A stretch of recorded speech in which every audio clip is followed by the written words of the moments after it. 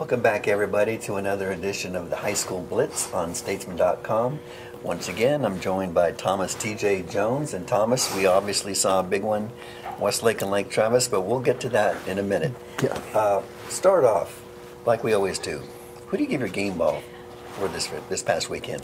Well, since you said we're going to get to Lake Travis and Westlake in a minute, I'm going to give my game ball to Reese Johnson of Dripping Springs. The little dual threat quarterback they have that's going to play baseball at Sam Houston State. Him and Drip never quit, even though they were down 34-0 against an extremely good Richmond Foster team that you saw. Reese threw for 294 yards, ran for 3 touchdowns, added another 58 yards and a touchdown on the ground. Gritty effort by Dripping Springs, who rallied to within 9 points after trailing by 34. They fell short, but Reese Johnson's my player of the week. Good choice. I was there. Very well spoken there.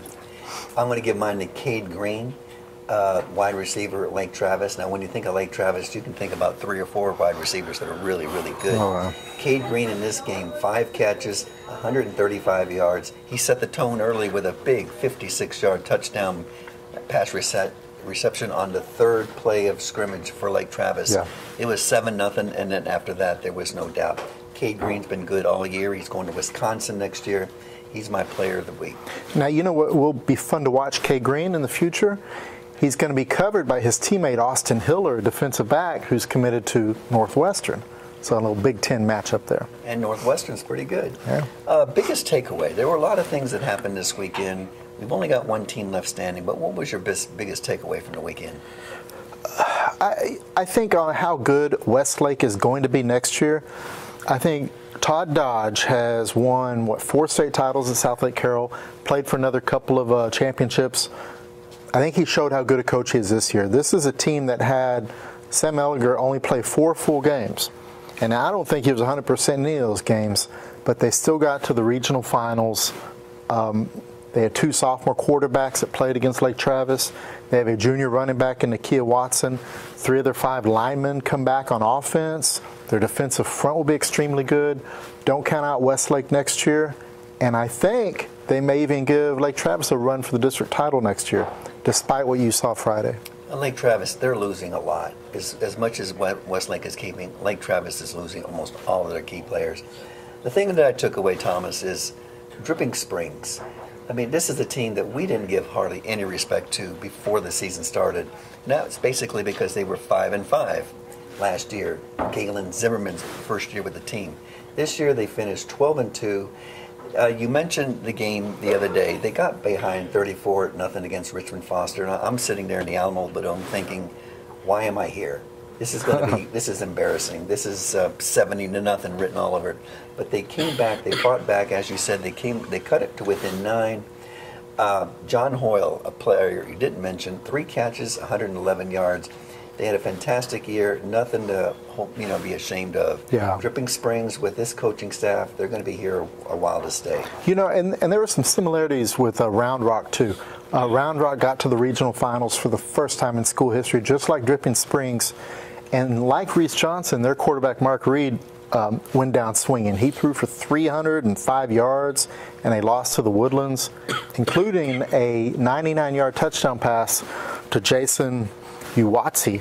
And I don't think that record will ever be broken. I don't think you can.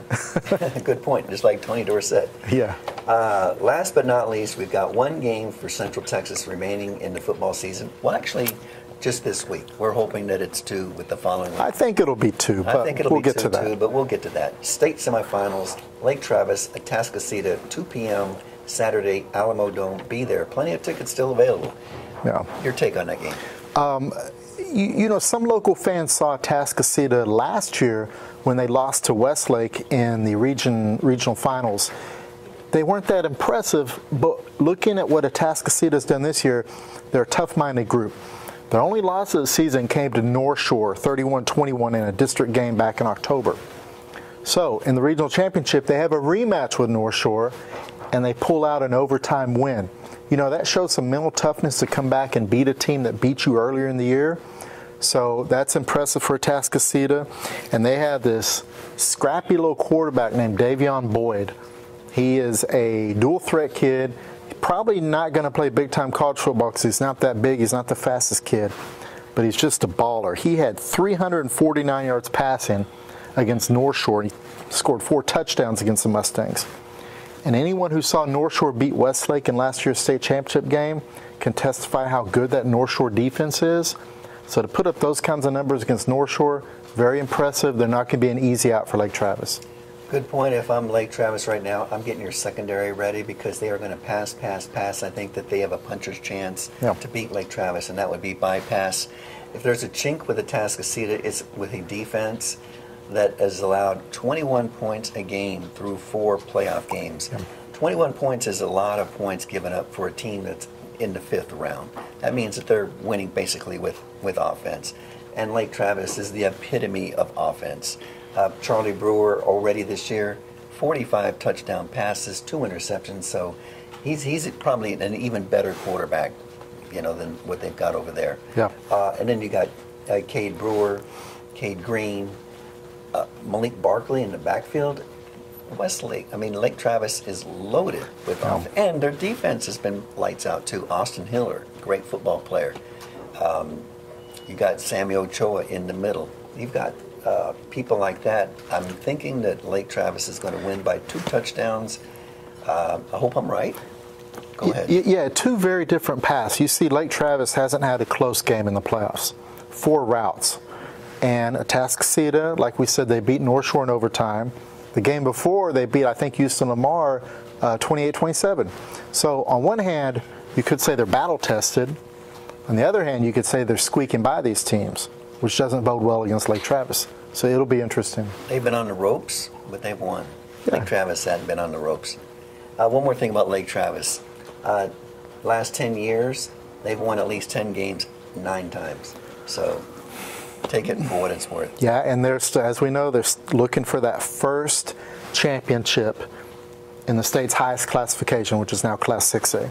They won those 5 straight titles in 4A, and I guarantee you those kids and those coaches, they want one of those stars representing the highest level of football in the state. And get that 6 star in the helmet. That's right, that's right. Well, that's going to wrap it up for another edition of our High School Blitz with Thomas T.J. Jones. I'm Rick Cantu.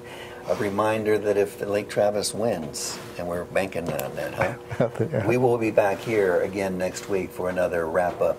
But until that happens, until after Lake Travis does win this football game, we hope your favorite team had a good season this year.